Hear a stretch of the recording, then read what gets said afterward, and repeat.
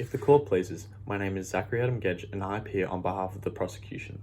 And Your Honour, whilst the wrong committed by Miss Atkinson has now been formally recognised, it is now time for justice to be served as to adhere to the best interests of the community. The prosecution will begin by identifying the facts of the offence. It seems that within this case there were three distinct events. The first was calling out abuse at the victim without any reason. The second was a retaliation by the victim who called out abuse at Miss Atkinson. The final event was the action of Miss Atkinson tackling Miss Cheng to the ground and stabbing her with a small penknife. The prosecution believes that a sentence of 1 year imprisonment followed by a 2-year community corrections order with a compulsory drug treatment condition as well as a compulsory non-association condition is a proportionate sentence that takes into account the gravity and seriousness of Miss Atkinson's actions. The prosecution finds the grounds for the aforementioned sentence embedded within two principles, namely, to deter Miss Atkinson from engaging in future misconduct, and to additionally facilitate her rehabilitation. At such a young age, Miss Atkinson already has a series of previous criminal convictions. The prosecution recognises that these previous convictions her youth has served as a mitigating factor. This, in conjunction with her psychosocial disability and her continual substance abuse, has led to Miss Atkinson receiving various fines for her previous offences. Whilst the prosecution today also acknowledges these factors as well as Miss Atkinson's early guilty plea and her time spent in a rehabilitation centre after the offence, we now find that these mitigating factors can no longer excuse Miss Atkinson's misconduct to the same extent as previous. The prosecution believes enough is enough. It is clear that Miss Atkinson's previous sentences have not been sufficient enough to deter her from committing further offences. Thus, we believe a prison sentence will prove to be the only course of action, one that is strong enough to send a message to Miss Atkinson, highlighting to her that her actions against Miss Cheng were manifestly wrong, and to subsequently deter her from committing further offences. On another note, the prosecution does not seek to be unwaveringly harsh. We appreciate that throughout the course of Miss Atkinson's various offences, her life has been in a place of volatility as a result of her psychosocial disability and substance abuse.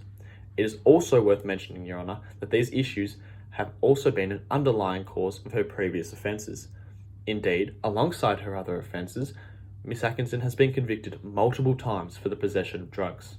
As a result, the prosecution sees fit to impose a community corrections order on top of imprisonment for the purposes of rehabilitation. The prosecution perceives that Miss Atkinson's current rehabilitative measures have led to significant improvements towards addressing her mental health and drug issues. However, these issues have not been fully rectified. The order will have two conditions attached, namely a drug treatment condition and a non-association condition, as outlined per sections 48D and 48F of the Sentencing Act, respectively. The drug treatment condition is aimed at providing Miss Atkinson with a means of continuing her positive steps towards a drug-free lifestyle. The prosecution acknowledges, Your Honour, that Miss Atkinson has been taking these steps on her own accord, and that subsequently it may not be relevant to enforce this condition without it being deemed manifestly excessive.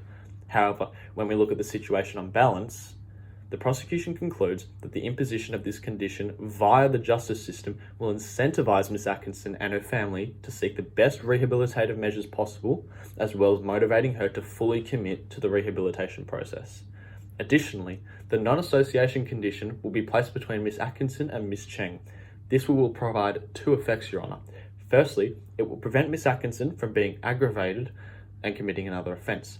It is evident that whilst Miss Atkinson had the opportunity to walk away at any time from her altercation with Miss Cheng, the victim proved to escalate the situation by hurling verbal abuse at Miss Atkinson.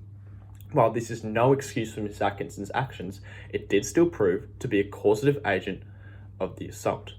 Secondly, this condition will prove to be beneficial for Miss Cheng as well, who, in her victim impact statement, has described serious mental health impacts following the shock and humiliation of the attack, and she is now also reported to be seeing a therapist.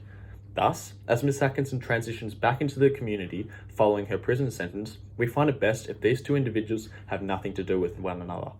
To conclude, Your Honour, this sentence can be broken down into two specific features, both of which prove to be pertinent in the sentencing of Miss Atkinson.